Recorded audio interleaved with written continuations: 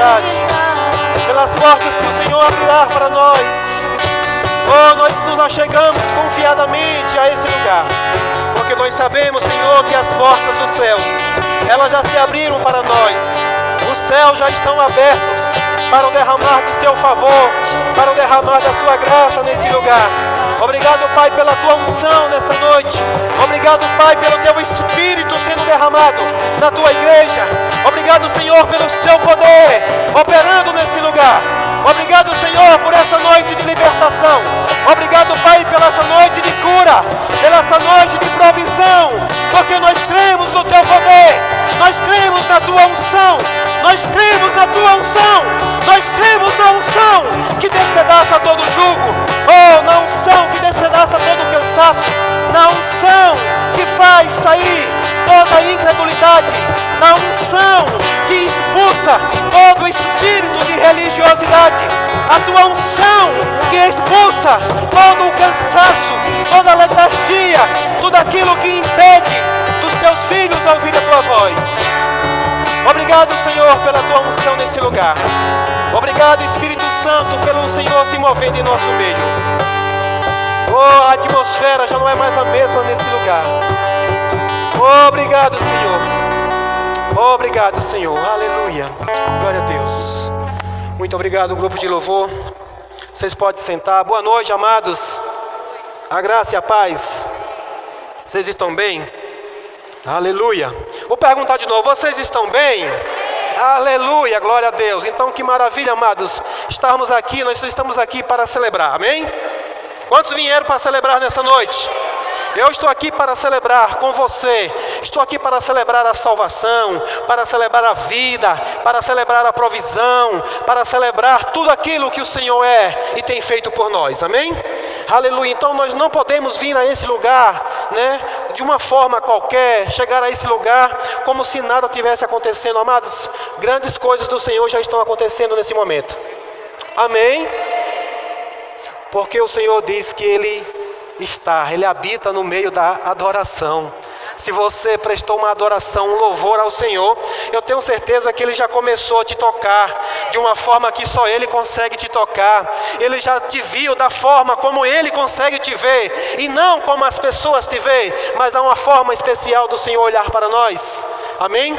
O apóstolo Paulo diz que a ninguém mais conheçamos segundo a carne, mas segundo o Espírito. Amém? E essa é a forma como Deus olha para nós. Então eu quero dar as boas-vindas a você nessa noite. Sejam todos bem-vindos em nome de Jesus. Amém? Tem alguém que nos visita pela primeira vez hoje aqui? Aleluia. Tem mais alguém? Glória a Deus. Gostaríamos de recepcionar os nossos irmãos dizendo: sejam todos bem-vindos em nome de Jesus. Amém?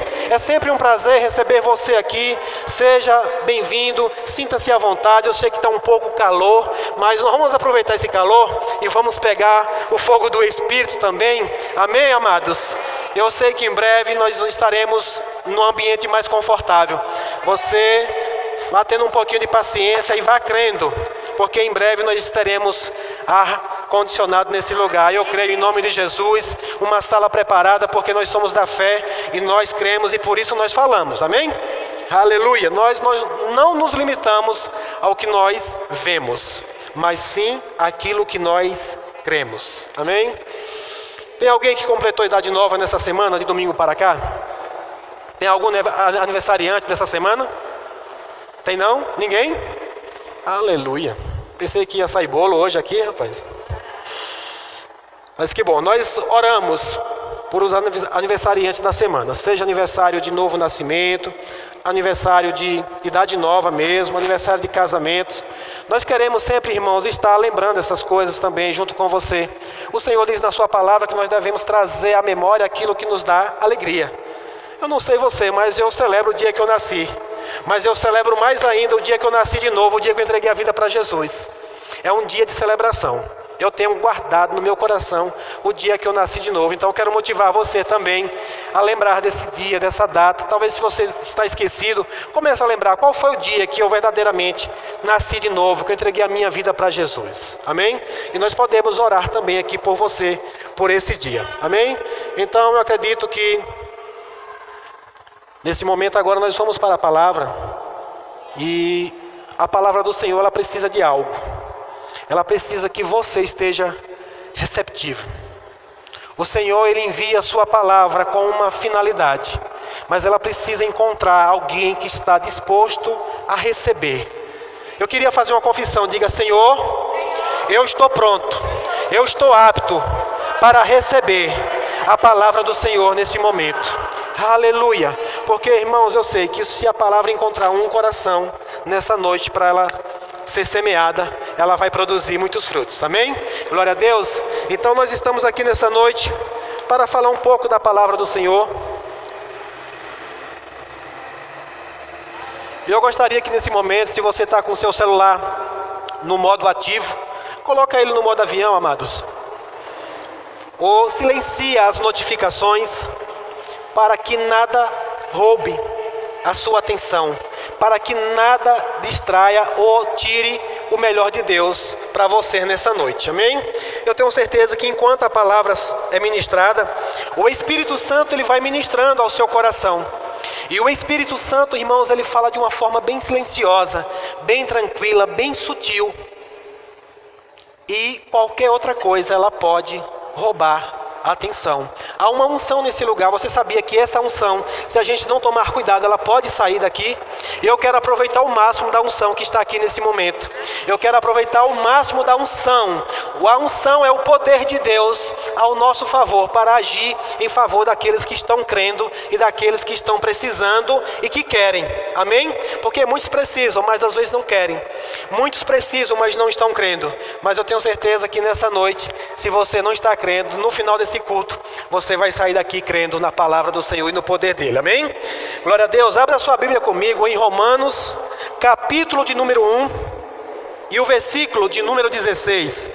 Se você trouxe uma Bíblia, eu queria convidar você a abrir junto comigo, porque é muito importante você acompanhar o que está escrito, para você não achar das verdades que eu vou falar aqui, você não achar que sou eu que estou inventando.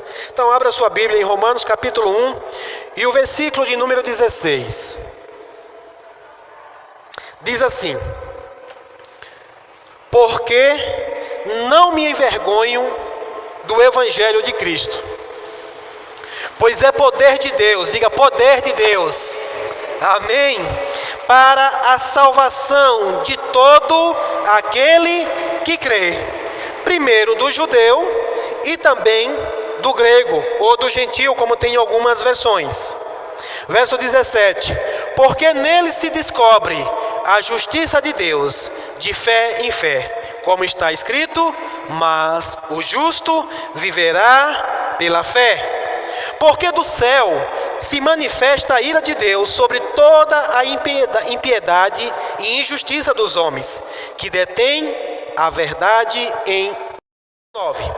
Porquanto o que Deus se pode conhecer neles se manifesta, porque Deus o manifestou. Porque as suas coisas invisíveis desde a criação do mundo, tanto o seu eterno poder como a sua divindade se estende e claramente se veem pelas coisas que estão criadas, para que eles fiquem inexcusáveis. Porquanto tenho conhecido a Deus, porquanto tendo conhecido a Deus, não o glorificaram como Deus, nem lhe deram graças, antes em seus discursos se desvaneceram, e o seu coração insensato se obscureceu, dizendo-se sábios, tornaram-se loucos. Aleluia. Pai, nós te damos graças. Obrigado, Senhor, pela sua palavra. Obrigado pelo teu Espírito, Pai, que vai iluminar os olhos do entendimento dos teus filhos, abrindo os olhos espirituais para que eles possam entender e perceber aquilo que está escrito na tua palavra, pois a tua palavra, ela é a verdade. O Evangelho é o poder de Deus para a salvação de todo aquele que crê. Amém, irmãos? Glória a Deus. Então nós vemos aqui nesse texto o apóstolo Paulo escrevendo aos Romanos. Ele começa dizendo algo aqui no versículo de número 16, bem interessante, que ele diz assim: eu não me envergonho do Evangelho. Eu não me envergonho do Evangelho. Se Paulo estava falando que não se envergonhava, eu acredito que algumas pessoas se envergonham do Evangelho. Eu pergunto para você nessa noite, você não precisa responder, mas responda para você mesmo. Você tem se envergonhado do Evangelho de Jesus Cristo? Você tem se envergonhado do Evangelho de Jesus? Você se envergonha de pronunciar a sua fé? Você se envergonha de proclamar a fé em Cristo? Você se envergonha de falar de coisas que ainda não se vê? Você se envergonha de abrir a sua boca com toda a convicção do mundo de coisas que são impossíveis aos olhos humanos? Irmãos, eu quero trazer essa palavra para você nessa noite, não é para trazer condenação para o seu coração, mas é para que nós venhamos nos atentar para aquilo que está escrito e nos condicionar, nos moldar, nos fixar conforme a palavra de Deus. Porque o apóstolo Paulo aqui está dizendo, eu não me envergonho do Evangelho. Se ele estava falando que não se envergonhava, eu acredito que algumas pessoas, ele tinha percebido que elas se envergonhavam do Evangelho.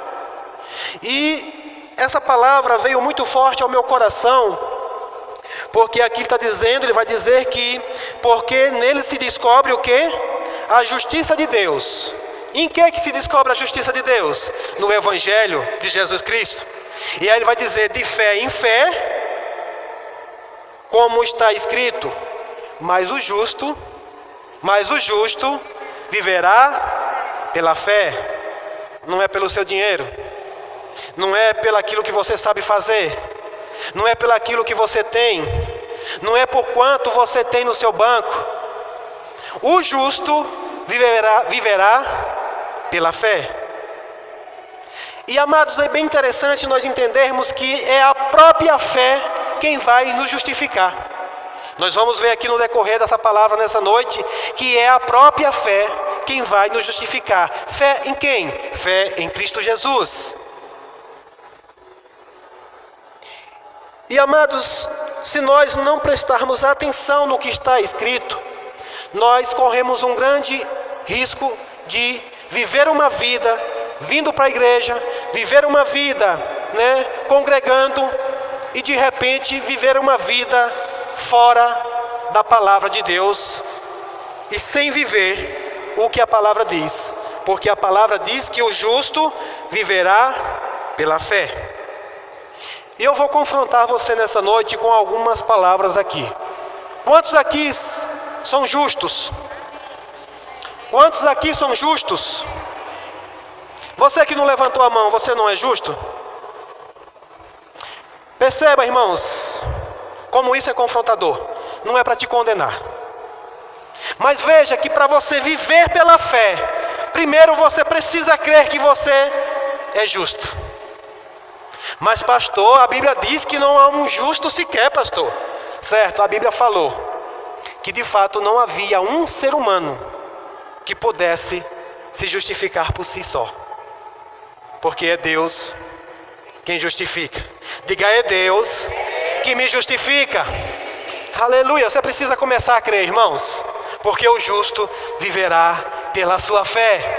Pastor, eu não posso viver pela sua fé, não.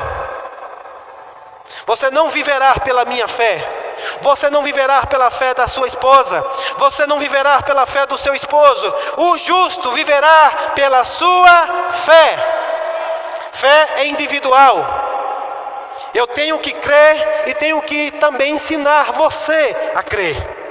Porque eu preciso crer para viver. Eu não posso me apoiar na sua fé. Eu tenho que me apoiar na minha fé. Em quem? Em Cristo Jesus. Rapaz, eu estou congregando numa igreja agora lá que o pastor é de fé, ele crê demais. Irmãos, mas se você não crer, não vai adiantar. Aleluia. Você está aqui hoje para aprender que o modo de viver é pela fé. Amém? E aí ele diz que é de fé em fé. Como está escrito, o meu justo viverá pela fé. Veja, irmãos, que no versículo número 18 vai dizer que do céu manifesta a ira de Deus sobre toda impiedade e injustiça dos homens que detêm a verdade em injustiça. Não sei se você entendeu isso aqui. Do céu se manifesta a ira de Deus contra todo homem, que detém a verdade em injustiça, sobre toda a impiedade e injustiça dos homens que detêm a verdade em injustiça. O que é deter a verdade em injustiça? Eu acabei de perguntar aqui, quem aqui é justo? Amém?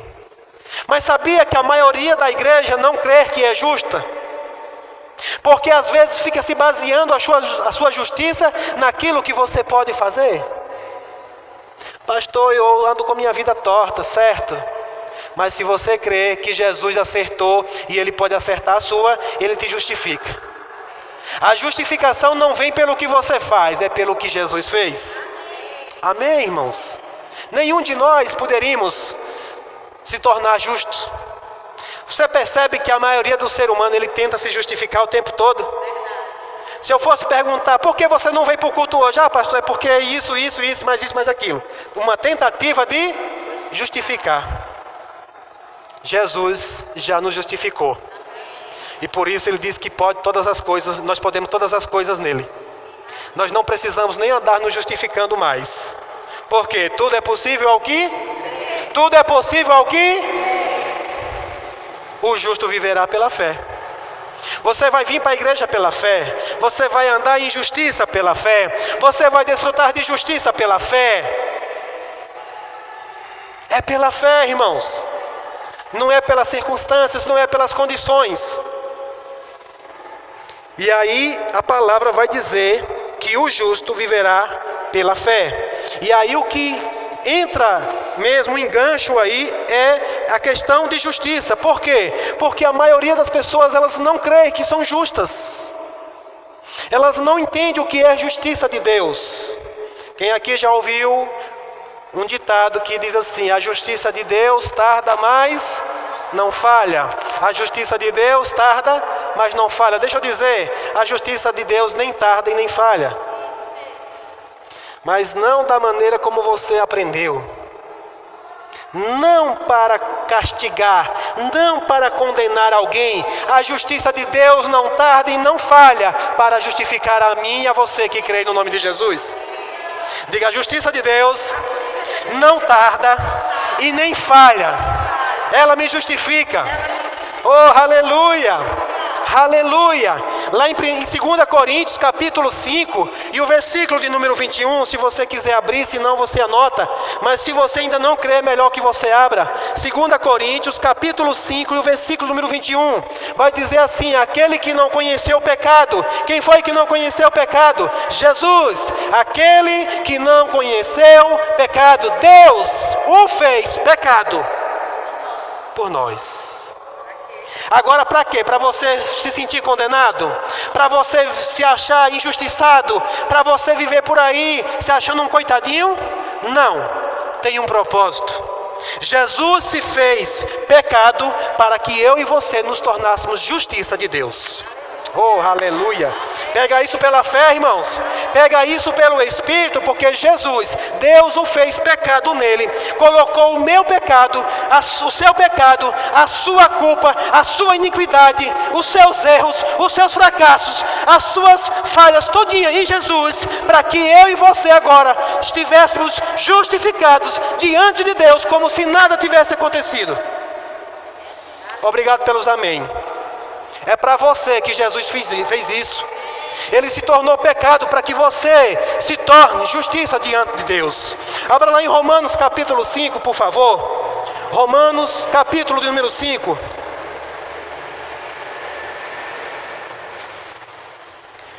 E o versículo de número 1. Louvado seja o nome do Senhor por a tua palavra, Senhor. Aleluia.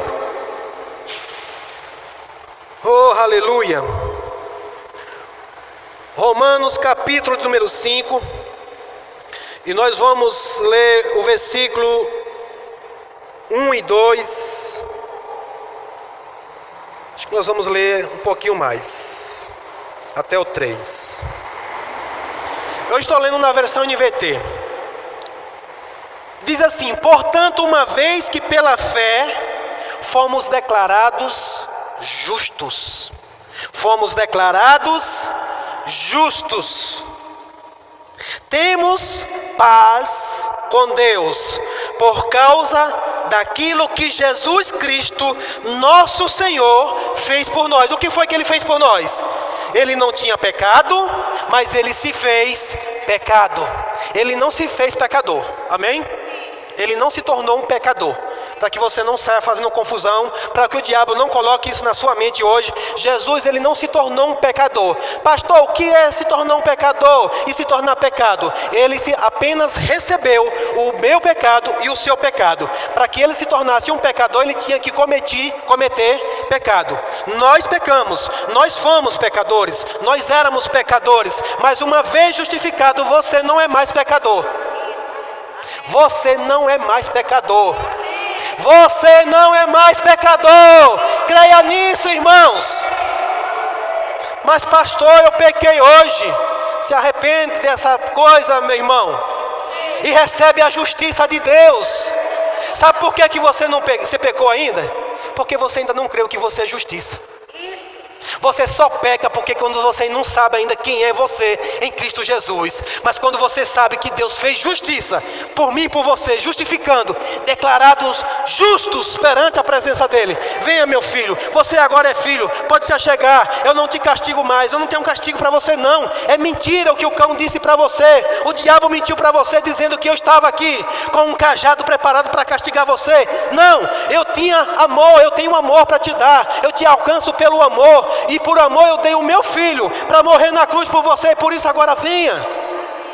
Venha, você é filho amado. Tenha essa consciência de um filho amado e você vai parar de pecar. Pastor, qual a diferença de pecador e para quem comete pecado? Vou trazer um exemplo claro aqui para você agora. Sabe qual é a diferença de pecador para quem comete um pecado, de pecador para justo que ainda peca? Porque o apóstolo João ele diz assim: se dissermos que não temos pecados, estamos mentindo e tornamos Deus mentiroso. Aí muitos dizem: está vendo, pastor, está na Bíblia, nós estamos pecadores. Não, ele diz: se não cometemos pecado. Presta atenção, pega, olha para a tua Bíblia e lê direitinho o que está escrito. Eu não vou abrir o texto não, mas está lá em 1 João, ele está dizendo: se dissermos que não temos pecados, que não cometemos pecados, somos mentirosos. Aí ele vai dizer: filhinhos, escrevei isso para que não pequeis. Mas se pecar, tem um advogado fiel, que você pode confessar a Ele, e Ele nos lava, Ele nos purifica de todo pecado, de toda a imundície. Você sabia, inclusive, irmão, você precisa aprender isso: arrependimento de obras mortas, arrependimento de pecado é para o mundo. Para o cristão não, é confissão. Confissão de pecado para o mundo não funciona, porque eu me criei e dizia: vai lá, confessa os teus pecados para fulano de tal. Você contava os seus pecados todinho e eles continuavam do mesmo jeito. Mas quando você se arrepende e vem para Jesus, agora em Cristo Jesus, justificados perante a presença do Senhor, você chega para o Senhor e diz: Pai, mais uma vez, Senhor, eu vacilei e fui enganado, cometi um pecado de novo. Filho, chega para cá, vem para cá de novo. Isso eu não estou dando carta para você sair daqui e viver uma vida de pecado, porque eu vou trazer o exemplo agora do que faz diferença de justo que peca ou de um pecador. Tem alguém aqui que é jogador de futebol? Profissional? Tem algum profissional jogador de futebol aqui? Ninguém? Mas se a gente marcar aqui um baba da igreja, de repente, um baba ali dos cristãos, vamos ali para um campinho ali, jogar um futebol, e você vai lá e marca um gol. Você conseguiu ou não conseguiu marcar um gol? Mas isso te tornou agora um jogador profissional para jogar na seleção brasileira? Então você não marcou um gol, mas você não é um jogador profissional. Está entendendo isso? Você está entendendo isso? Pecador é aquele que vive na prática do pecado, nunca se arrependeu. Esse é o pecador. Melhor dizendo, ele tem uma natureza pecaminosa. A essência dele é pecar. Ele peca porque o pecado o atrai, o pecado domina, o pecado escraviza, o pecado leva. Ele acorda segunda-feira dizendo não vou fazer mais, mas no outro dia ele está fazendo de novo. Ele diz eu não vou fazer mais, mas de repente ele está fazendo de novo. Mas o cristão justificado, ele comete um erro, mas o Espírito Santo diz: ei filho, por que tu fez isso? Ele diz: Senhor, foi mesmo, errei, me perdoa. Aleluia, aleluia. Justificado, pois, tenham paz com Deus. É o que está em Romanos capítulo 5, versículo 1. Justificados, pois, algumas versões falam isso. Justificados, pois, tenham paz com Deus, ou seja, deixa de piega, deixa de inquietação, deixa de desassossego, tenha paz com Deus, fica em paz, meu irmão. Está tudo bem, está tudo resolvido. Pastor, pensei que eu já estava a passo do inferno. Não, meu irmão, larga esse negócio que está ainda tentando te manchar. Mas a consciência de justiça, a consciência de justos, vai te afastar do pecado. Se eu ficar aqui falando só de pecado, que você pecou, apontando os seus pecados, você vai sair daqui com mais vontade de pecado do que quando entrou aqui. Mas eu quero falar de justiça de Deus, que te livrou. Te livrou. Ele não te escraviza mais, você é livre. Desejos, vontades vêm, mas você é livre. Você agora diz: epa, agora eu tenho um domínio. Está me chamando, mas eu não vou. Está me chamando, mas eu não vou. A palavra diz que o pecado bate à sua porta, mas cabe a você, a mim e a você, dominar. Aleluia. Diga: eu sou filho. Não sou mais escravo. Glória a Deus. Verso 2. Romanos capítulo 5, versículo número 2. Foi por meio da fé que Cristo nos concedeu esta graça, que agora desfrutamos com segurança e alegria. Diga: com segurança e alegria. Você está seguro de que você é salvo? Você está seguro de que você é salvo, irmãos? Irmãos, não negocia isso. Se o diabo lançar mentiras, lá em Romanos capítulo 8 vai dizer assim: portanto agora não há mais nenhuma condenação. Não há mais nenhuma condenação para aqueles que estão em Cristo Jesus, que não andam mais segundo a carne, ou seja, não andam mais sobre a sua natureza pecaminosa, mas segundo o Espírito. O Espírito Santo habita em mim e em você. Eu gosto muito de dizer que hoje toda vez que você peca sabendo. É sabendo.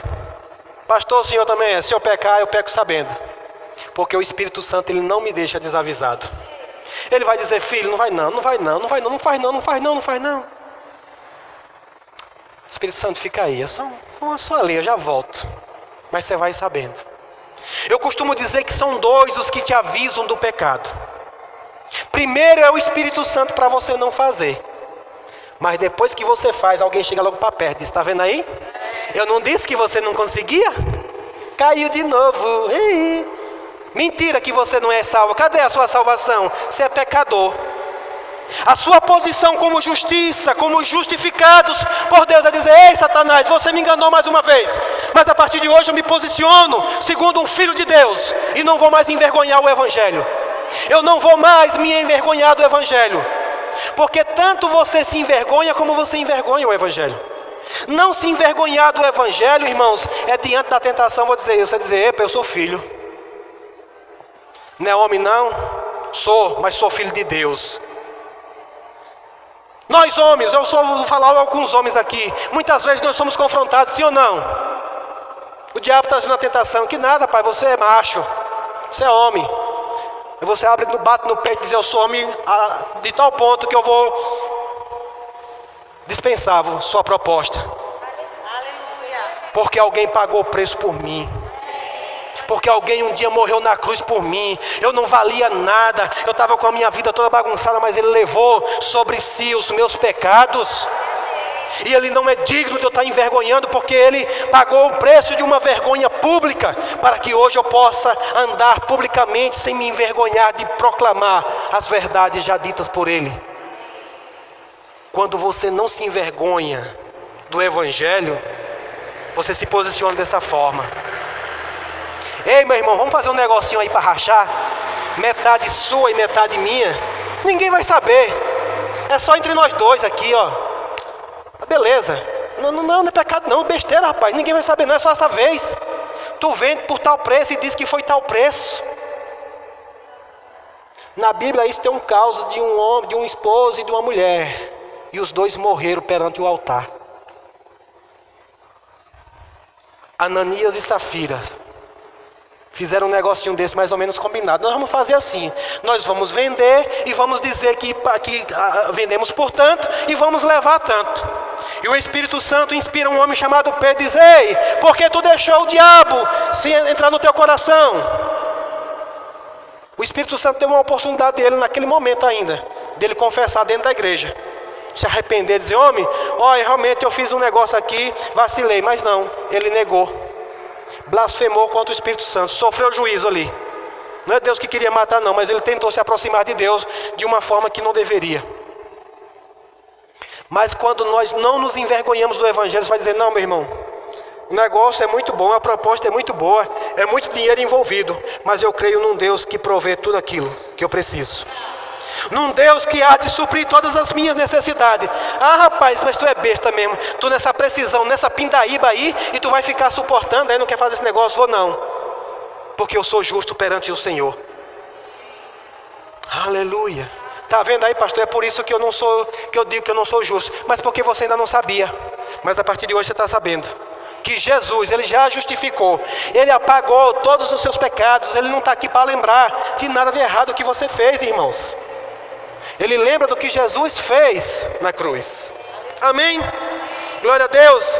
Verso 3 diz: também nos alegramos ao enfrentar dificuldades e provações, pois sabemos que contribui para desenvolvermos perseverança. Oh, glória a Deus. Aleluia. Irmãos, olha para a palavra do Senhor e tenha empolgação a você ler a palavra do Senhor, porque o apóstolo Paulo diz assim: também nos alegramos ao enfrentar dificuldades. Vai vir dificuldades, irmãos, para nós enfrentarmos, mas o justo viverá pela fé. As dificuldades elas vão ter que retroceder, porque aqueles que crê vai acontecer. Aqueles que crê no nome de Jesus, ele vai dizer: ei, ele creu. Justifica ele aí, Pai. Justifica ele, Pai. No meio das afrontas, no meio das dificuldades, ele permaneceu de fé. Ele não negou o seu nome. Pastor, e aí você negar Jesus?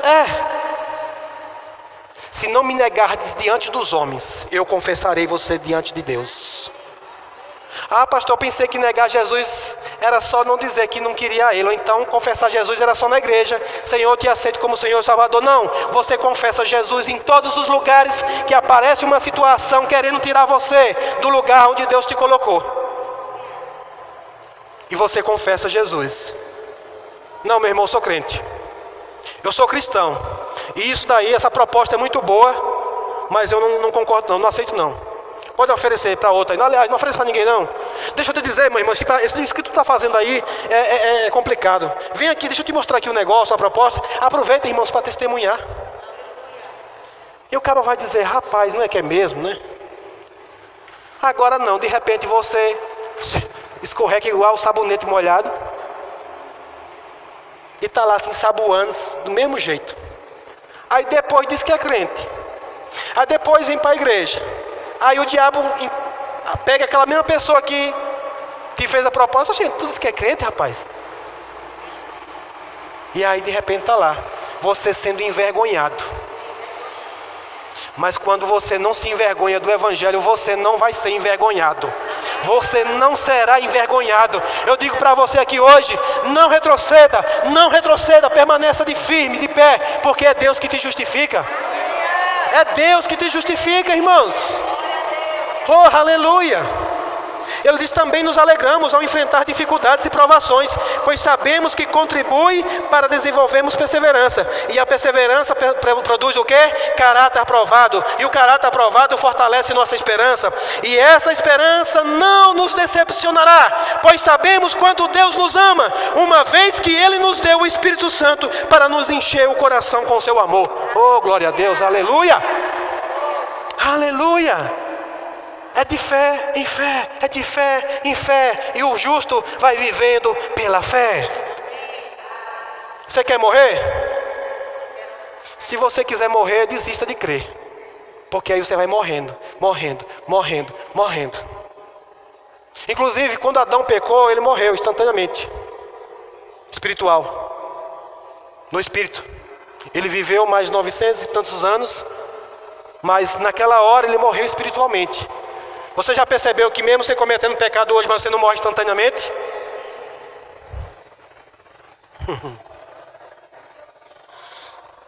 Você sabe por quê?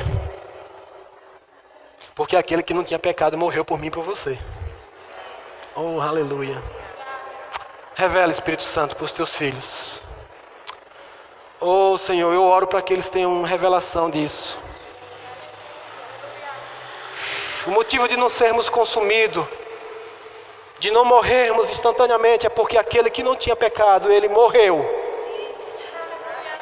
Ele morreu para que nós tivéssemos justiça, andássemos em justiça. Oh, aleluia. Glória a Deus.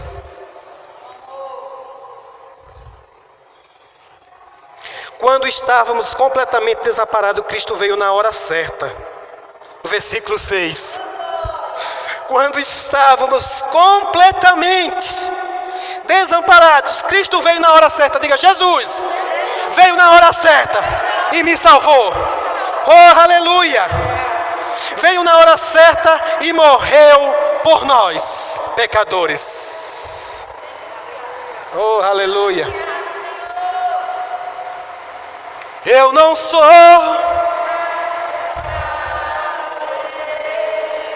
Eu sou. Eu não sou mais escravo do medo. Eu sou filho de Deus. Não tenha mais medo. Não deixe que o medo de não dar certo te escravizar. Pastor, mas as circunstâncias estão me confrontando. Eu estou com medo de não dar certo. Não tenha medo, você é filho. Você é filho. Filho justificado. Oh, aleluia. Aleluia. Aleluia. Então o justo viverá pela fé. O justo viverá pela fé. Lá em Hebreus capítulo 11, abra lá por favor. Quero falar de fé para você hoje. Aleluia. Hebreus capítulo 11, versículo 1 diz assim: ora, a fé é o firme fundamento das coisas que se espera e a prova das coisas que não se veem. A fé é o firme fundamento das coisas que se esperam e a prova das coisas que ainda não se veem. Em outra versão diz: a fé mostra a realidade daquilo que esperamos. A fé mostra a realidade daquilo que esperamos. Ela nos dá convicção de coisas que não vemos. É nessa hora que você vai ter que se posicionar e não se envergonhar do Evangelho. Porque muitos vão perguntar: cadê? Cadê o que você está crendo? Você não disse que é sarado e curado, e por quê? Está com esse sintoma ainda aí? Diga: a fé é o firme fundamento. Oh, aleluia. Amados, a fé antecipa coisas para a nossa vida. Tem coisas talvez que esteja preparado para um tempo depois, mas a sua fé vai antecipar coisas de Deus para a sua vida. Pastor, isso está na palavra? Está. Eu tenho várias passagens que eu posso provar para você, de pessoas que anteciparam coisas para a vida dela pela fé. Pela fé. Pela fé. Pela fé. No versículo 2 diz: porque por ela os antigos alcançaram testemunho. Diga: eu também vou alcançar. Aleluia. Versículo 3 diz assim: pela fé entendemos que os mundos pela palavra de Deus foram criadas, de maneira que aquilo que se vê não foi feito do que é aparente. Ou seja, você está em uma terra física hoje? Você pisa no chão firme? Sim ou não? Você toca em coisas? Sim ou não? Você vê? Você vê esse púlpito? Você vê essa câmera? Essa cadeira aí está sustentando você? Tudo isso foi criado daquilo que não se via. Não tem como você dizer que fé não funciona. Deixa eu dizer para você. Você está sentando nessa cadeira hoje, ela está boa aí? Está confortável? Mas antes de você sentar, alguém já viu. Antes de você sentar, alguém creu e disse: eu vou fazer uma cadeira, ela vai ser boa. Alguém vai sentar nela e vai dizer que essa cadeira é confortável. A fé é a certeza das coisas que se esperam. Esse prédio aqui, antes dele existir, alguém viu ele. Um arquiteto chegou aqui, olhou, estava um terreno baldio, cheio de lixo. Mas disse: não, aqui vamos fundar as fundações, fazer isso, vamos erguer as paredes, sei o que, blá, blá, blá, blá, blá. E ninguém chama um arquiteto de louco, que ele começa a falar as coisas como vão ser antes de ser. Por que você crê no arquiteto? Cabanada, olha para uma lagoa. Eu vi ali no Açaí um dia, assim que o Açaí inaugurou, e eu cheguei lá e tinha um senhor, ele disse: rapaz, aqui era uma lagoa tão boa para pescar peixe, rapaz. Pesquei muito peixe aqui. Eu disse: rapaz, mas agora os peixes já estão no freezer, está mais fácil. Antes você tinha que pescar, agora já está aqui congelado, pronto para cozinhar. Ele disse: mas o homem é um negócio meio doido mesmo. Não é que os caras disseram que ia fazer um negócio aqui e fizeram? O arquiteto olhou para aquela lagoa, vê lá, e ninguém dava nada por aquele lugar. Mas o cara começou a imaginar e começou a rabiscar. Começou a escrever. E ninguém foi lá para dizer: aquele cara ali é doido, dizendo que aqui vai ter um supermercado cheio de tanta coisa, e você vai lá todo dia, né? Comprar, andando lá por dentro. Nem se dá conta que ali embaixo era uma lagoa. Aquilo que se vê foi feito daquilo que não se via. Agora, se o homem pode fazer isso, e o seu pai? E Deus, o que é que ele pode fazer? Amém? Então a fé é o firme fundamento das coisas que se esperam. Você espera alguma coisa em Deus? Amém. Aleluia. E aí, irmãos, em Hebreus vai dizer que sem fé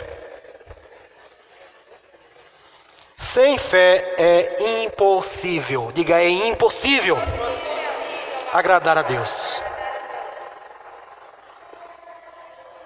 Sem fé é impossível agradar a Deus. Mas pastor, eu creio em Deus. Crê como?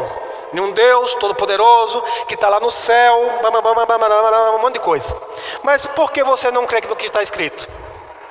Porque se você crê que eu existo e não crê em nada que eu falo, se você não crê na minha palavra, você está menosprezando eu. O pastor daquela igreja lá falou: nada, ela é conversa. Ele só falou que ia fazer, mas é mentira, ele não vai fazer não. Você gostaria do seu filho andar dizendo por aí que o seu pai só promete e não faz? Alô? Quantos aqui são filhos? Quantos aqui são filhos? Não mais escravos, filhos. Você acha que o seu pai vai se agradar de você andando dizer por aí que Deus promete, mas não faz? Porque quando você não crê que vai acontecer, você está passando uma mensagem. Você está dizendo: Deus prometeu, mas eu mesmo não creio não. Deus disse que Jesus já levou sobre si todas as enfermidades, mas aqui está doendo e eu sei que eu estou doente. Você está concordando com a palavra de Deus ou está concordando com a circunstância? Mas pastor, como é que eu digo? Você diz: eu estou sentindo que você está aí, mas eu não vivo pelo que sinto, eu vivo pelo que creio. E há mais de 2000 anos atrás, o meu Senhor, o meu Salvador, aquele que não tem pecado, aquele que não conheceu o pecado, Deus o fez o pecado nele, jogou todas as minhas enfermidades nele. Ele morreu na cruz e pagou todo o espírito de dívida que havia contra mim. Por isso dou uma ordem a você: sai do meu corpo agora, em nome de Jesus. Eu duvido se não vai acontecer. Eu quero é ver qual a enfermidade que vai permanecer, porque a palavra do Senhor garante. Amém? Então, irmãos, nós temos aqui várias e várias passagens. Daria para a gente falar tanta coisa, mas o tempo é escasso. Mas a Bíblia diz que a fé vem o justo viverá pela fé. E aí as pessoas às vezes podem se perguntar: mas pastor, como é que eu vou crer?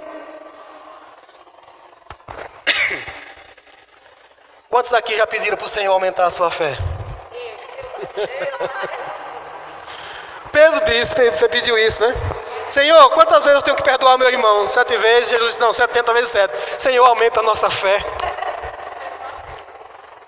Deixa eu dizer uma coisa para você. Você sabia que Deus não aumenta a sua fé?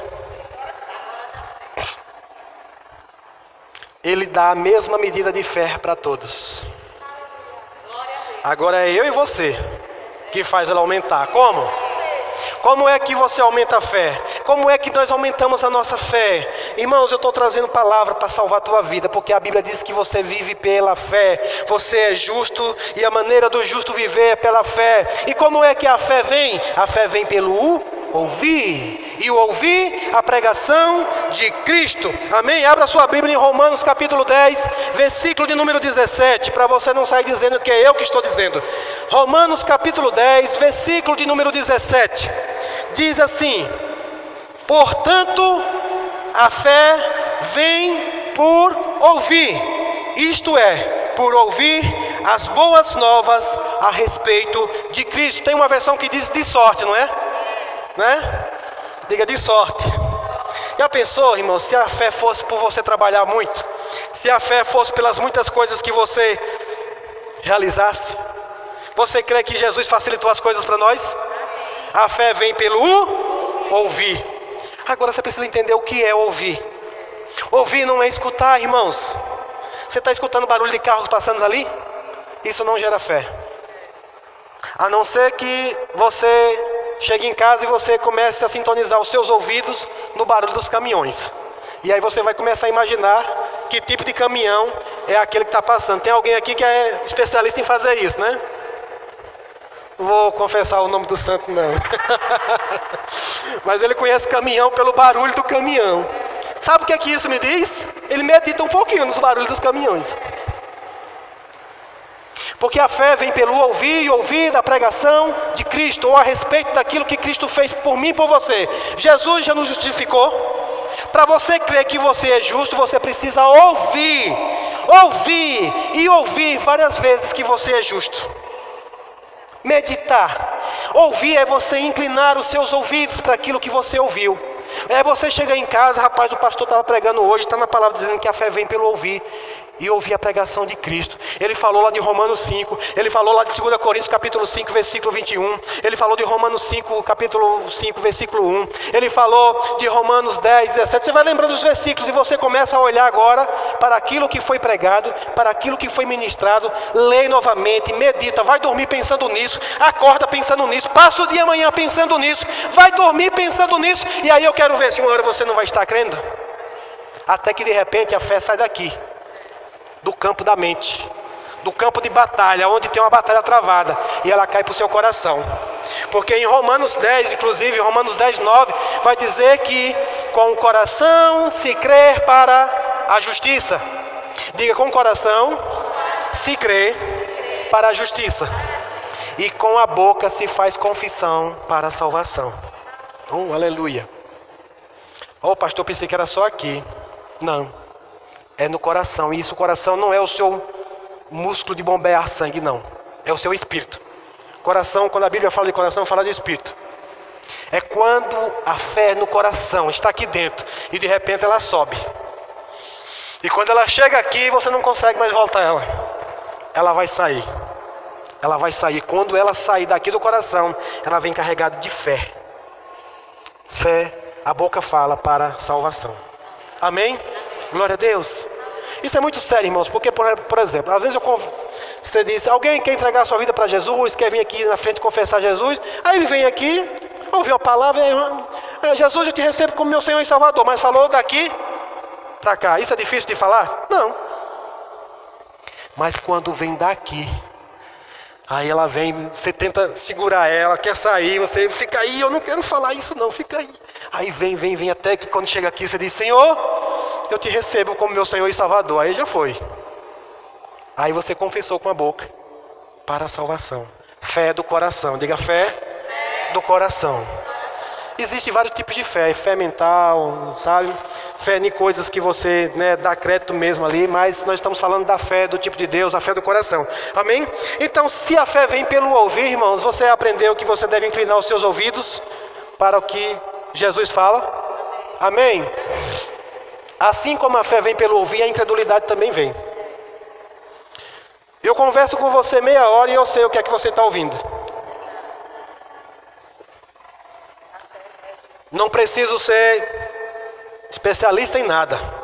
Não sou vidente, não sou nada. É você mesmo que revela o que você está ouvindo. Tem gente que só ouve falar de política. Você fala com ele meia hora, ele fala o nome dos candidatos todinho, dos deputados, não sei o que. Ele é muito ligado em política, então ele está ouvindo muita política. Mas a sua fé não vem por ouvir falar de política. Entenda que nada conta, cada um tem as suas áreas, entenda isso.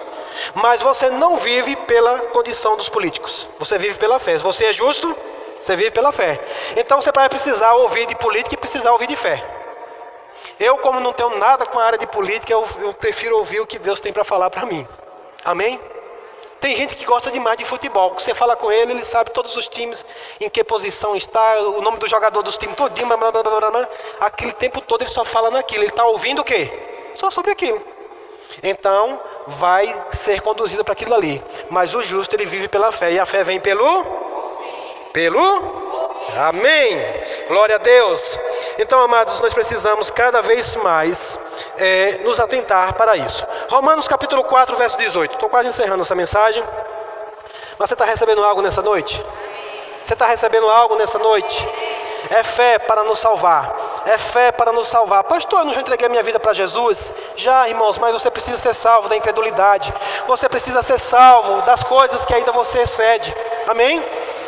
E você só vai fazer isso crendo que Deus ele pode te recompensar, que é o que está escrito lá em Hebreus 11:6, que ele diz assim: aqueles que se aproximam de Deus precisam crer que Ele é galardoador daqueles que o buscam. Amém? Em Romanos capítulo 4, vamos lá, capítulo 4, versículo número 18, vai falar aqui sobre o pai da fé. E nós temos um pai da fé, temos. Aleluia. Romanos capítulo 4, verso 18 diz: mesmo quando não havia motivo para ter esperança, Abraão a manteve, crendo que se tornaria o pai de muitas nações. Pois Deus lhe tinha dito: esse é o número de descendentes que você terá. Qual foi o número de descendentes que ele terá? Incontável, não foi? Não foi assim? Ele disse, levou Abraão para fora da tenda, disse: está vendo a areia do mar? Estou sim, pode contar? Posso não, Senhor, assim será. À noite, podia ficar Abraão com a mente vaga, né? Aí, Deus disse: Abraão, sai da tenda, vem cá, olha para o céu. Sim, Senhor. Muitas estrelas, né? É, Senhor, pode contar? Incontáveis, assim será. Agora imagine você. Você sabia que você está nessa contagem? Aleluia. Você sabia que você está nessa contagem? Ele não conseguia contar até onde ia a geração dele. Ele não conseguia contar. Sabe, irmãos, é por isso que você precisa sair daqui hoje diferente. Sabe, tem muita gente presa em coisas erradas, dizendo que vive debaixo de maldição hereditária. Ei, Deus não prometeu que você ia ser amaldiçoado a terceira, a quarta, a quinta geração, não. Deus disse que em ti serão benditas todas as famílias da terra. Você é bendito em Cristo Jesus. Essa é a promessa que carregou desde lá de Abraão para mim e para você. Então, se tem algum entendimento sobre maldição hereditária hoje, cai por terra em Cristo Jesus. Toda maldição hereditária cai por terra. Eu não sei onde foi que você tirou isso, porque não tem isso na Bíblia. Pastor, tem não. Jesus disse: eu visitarei a iniquidade do pai nos filhos. Oh, glória a Deus. Ei, morre tranquilo, porque mesmo o teu filho na terceira, na quarta geração, eu vou visitar ele para levar para ele justiça, perdão pelos pecados. Deus estava prometendo perdão e o povo vendo maldição. Vou voltar para cá, porque senão eu vou ter que entrar em outro assunto aqui. Oh, mas você crê que você é abençoado? Você é abençoado. Porque Jesus diz, ele já nos abençoou com toda sorte de bênção. Então acaba com isso, irmãos. Se você ainda tem algum resquício crendo que, porque não sei o que, meu pai, minha mãe, não sei o que. Não, meus irmãos, em Cristo Jesus isso foi quebrado. Não tem maldição, porque ele se fez maldito. Oh, aleluia. Chega, Jesus, me ajuda a terminar esse culto hoje. Romanos capítulo 4, versículo 18. Aí diz assim, verso 19. E sua fé não se enfraqueceu, embora ele soubesse que aos 100 anos seu corpo, bem como o ventre de Sara, já não tinha vigor. Em nenhum momento a fé de Abraão na promessa de Deus vacilou. Na verdade, ela se fortaleceu e com isso ele deu glória a Deus. Abraão estava plenamente convicto de que Deus é poderoso para cumprir com tudo o que promete. É assim que eu e você temos que estar hoje, irmãos. O nosso pai na fé, ele foi exemplo. Eu falei esses dias aqui sobre Jesus como o autor e consumador da nossa fé. Mas Abraão também, ele foi exemplo de fé. Abraão foi antes ou depois de Cristo? Antes de Cristo. Mas a Bíblia diz que ele foi imputado por justiça por conta da fé.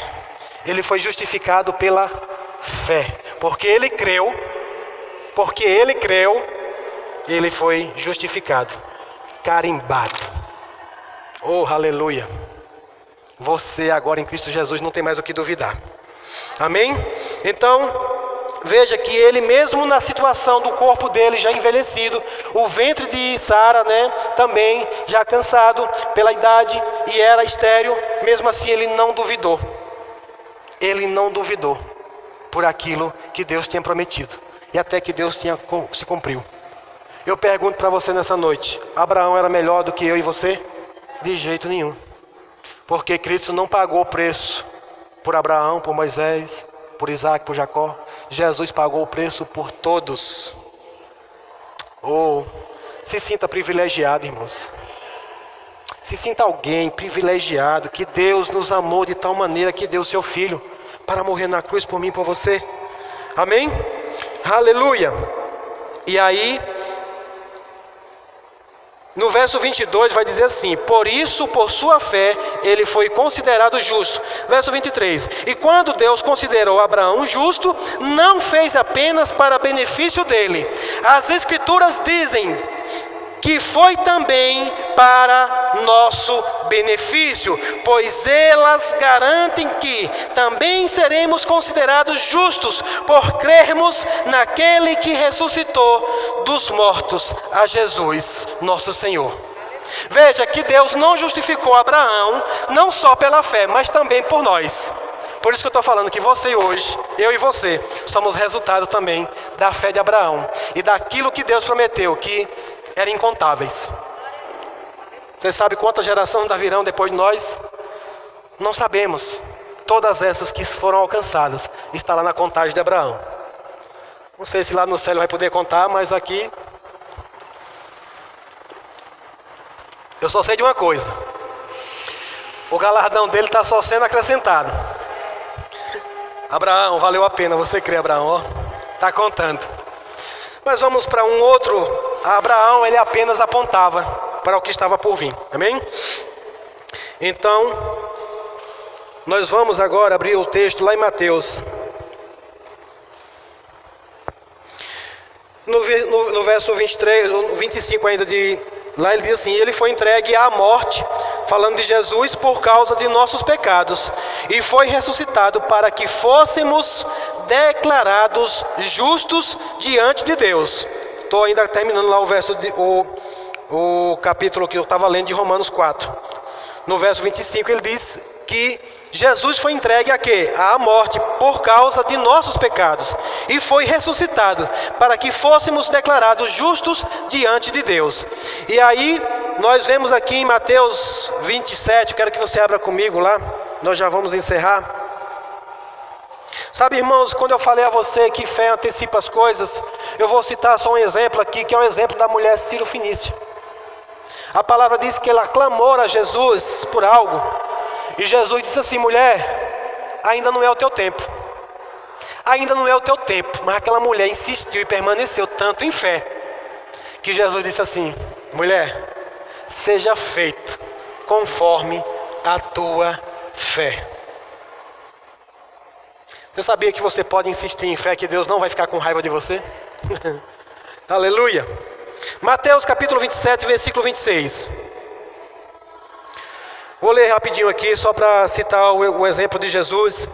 Diz assim: então Pilatos soltou-lhe Barrabás, depois mandou chicotear Jesus e o entregou aos soldados romanos, para que fosse crucificado.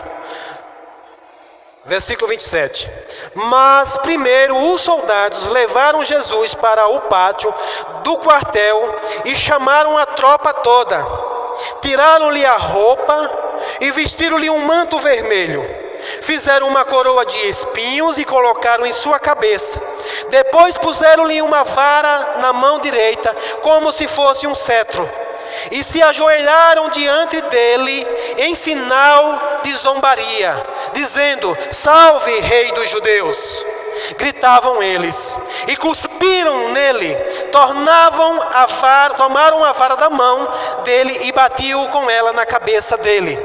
Depois da zombaria, eles tiraram o manto e os vestiram novamente com as suas próprias roupas. Aí o levaram para fora a fim de crucificá-lo. Que foi Jesus? Foi humilhado, foi envergonhado, mas ele não desistiu da vergonha pública. Ele não desistiu de ser humilhado daquela forma, para que eu e você hoje não se envergonhasse do testemunho dele. Para que hoje nós não nos envergonhássemos do Evangelho. Diga: eu não me envergonho do Evangelho. Amém, irmãos? Foi para isso que Jesus morreu na cruz. Ele pagou o preço dos nossos pecados. Hoje nós podemos escolher ou sermos envergonhados pelo pecado, ou enfrentarmos a afronta de sermos confrontados por conta do Evangelho de Jesus. Amém? Mas nós devemos enfrentar de forma, digna, com a cabeça erguida de que Jesus, Ele nos justificou. Abra lá em Hebreus 10, 38, para que nós possamos encerrar esse culto. Hebreus 10, 38. Quero chamar já o grupo de louvor. Aleluia. Hebreus 10, 38 diz assim: e aquele cuja fé os tornou justos aos olhos de Deus, devem viver pela fé. Quero que você preste bem atenção nisso aqui. Aquele cuja fé os tornou justo aos olhos de Deus, devem viver pela fé, confiando nele em tudo. Do contrário, se eles recuarem, Deus não terá prazer neles. No verso 29 diz: nós, porém, nunca demos as costas a Deus para decretarmos a nossa própria destruição. Nós somos daqueles que creem e são salvos. Amém?